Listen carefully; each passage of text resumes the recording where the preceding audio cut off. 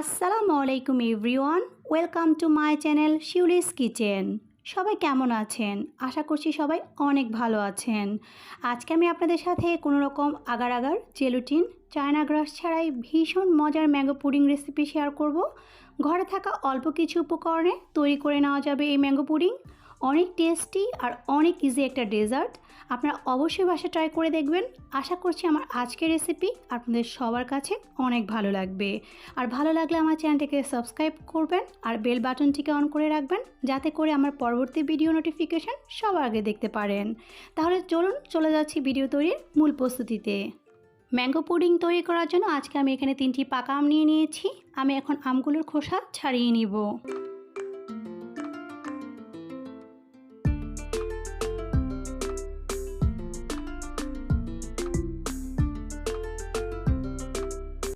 আমার এখানে 3টি আমের খোসা ছাড়িয়ে নেওয়া হয়ে গিয়েছে। আমি এখন আমগুলোকে টুকরো করে কেটে নিব।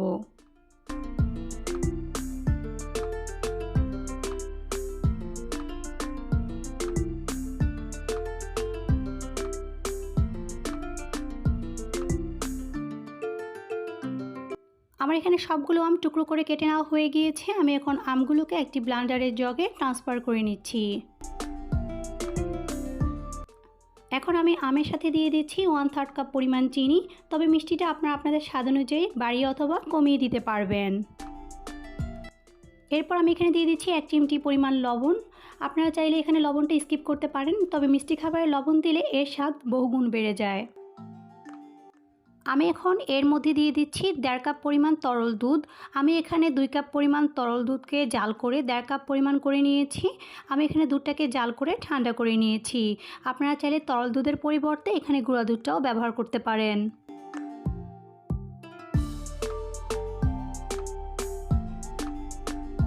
এখন আমি সবগুলো উপকরণকে একসাথে খুব ভালো করে ব্লেন্ড করে নিব।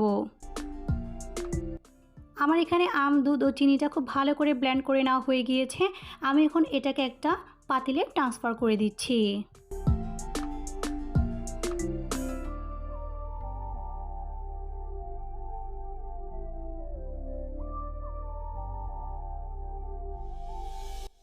এখন একটা বাটিতে নিয়ে নিচ্ছি 1/4 কাপ পরিমাণ কর্নফ্লাওয়ার আর এর মধ্যে দিয়ে দিচ্ছি 1/4 কাপ পরিমাণ তরল দুধ। এখন আমি দুধ ও কর্নফ্লাওয়ারটাকে একসাথে খুব ভালো করে নেড়ে মিশিয়ে নিব। আমার এখানে দুধ ও কর্নফ্লাওয়ারটা একসাথে খুব ভালো করে নেড়ে মিশিয়ে নেওয়া হয়ে গিয়েছে। আমি এখন এটাকে এক পাশে রেখে দিচ্ছি। এখন আমি আম ও দুধের মিশ্রণটাকে চুলায় বসিয়ে দিয়েছি আর একটি স্প্যাচুলার সাহায্যে খুব ভালো করে নেড়ে দিচ্ছি।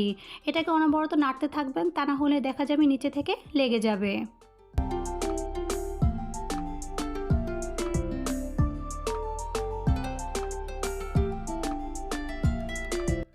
আম ও দুধের মিশ্রণটা 3-4 মিনিট জাল করে নেওয়ার পর আমি এর মধ্যে কর্নফ্লাওয়ারের মিশ্রণটা দিয়ে দিচ্ছি। কর্নফ্লাওয়ারের মিশ্রণটা দেওয়ার পর পুডিংয়ের মিশ্রণটাকে অনবরত নাড়তে হবে, তা না হলে দেখা যাবে এটা নিচে থেকে লেগে যাবে। কর্নফ্লাওয়ারের মিশ্রণটা দেওয়ার পরে দেখবেন যে পুডিংয়ের মিশ্রণটা এরকম ঘন হয়ে গিয়েছে।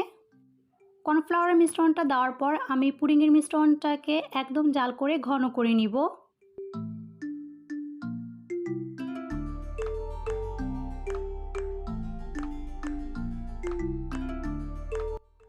আমার এখানে ম্যাঙ্গো পুডিংটা হয়ে গিয়েছে। আমি এখন চুলাটাকে বন্ধ করে দিচ্ছি।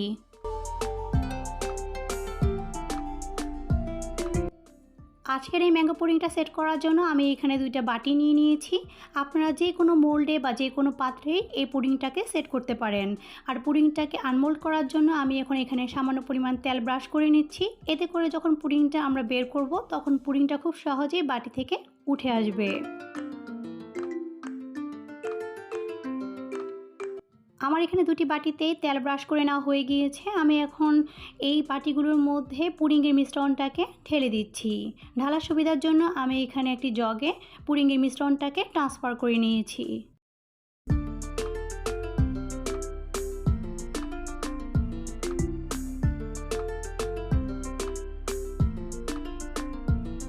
এখন আমি পুডিংয়ের বাটিগুলোকে একটু ট্যাপ করে দিচ্ছি। এতে করে যদি কোনো বাতাস থাকে তাহলে তা সহজেই বের হয়ে যাবে। আমার এখানে দুটি বাটিতেই পুডিংয়ের মিশ্রণটা ঢেলে নেওয়া হয়ে গিয়েছে। আমি এখন এই বাটি দুটাকে নর্মাল ফ্রিজে রেখে দিচ্ছি 2 ঘন্টার জন্য। আপনারা চাইলে এগুলোকে বাইরে রেখেও সেট করে নিতে পারেন, তবে নর্মাল ফ্রিজে রেখে দিলে এটা খুব তাড়াতাড়ি সেট হয়ে যাবে। ফিরে আসছি 2 ঘন্টা পর। 2 ঘন্টা পর আমি এখন পুডিংয়ের বাটিগুলোকে ফ্রিজ থেকে বের করে নিয়েছি। দেখতেই পাচ্ছেন খুব সুন্দর করে পুডিংয়ের বাটিটা একদম সেট হয়ে গিয়েছে। আমি এখন এটাকে একটি প্লেটের সাহায্যে উল্টিয়ে নিচ্ছি। এই ম্যাঙ্গো পুডিংটা দেখতে যেমন সুন্দর, খেতেও কিন্তু ভীষণ টেস্টি। এটি খুবই সহজ তৈরি করা, কিন্তু খেতে স্বাদ অসাধারণ। তাই অবশ্যই এই আমের সিজনে একবার হলেও বাসায় এই ম্যাঙ্গো ডেজার্টটা তৈরি করার চেষ্টা করবেন।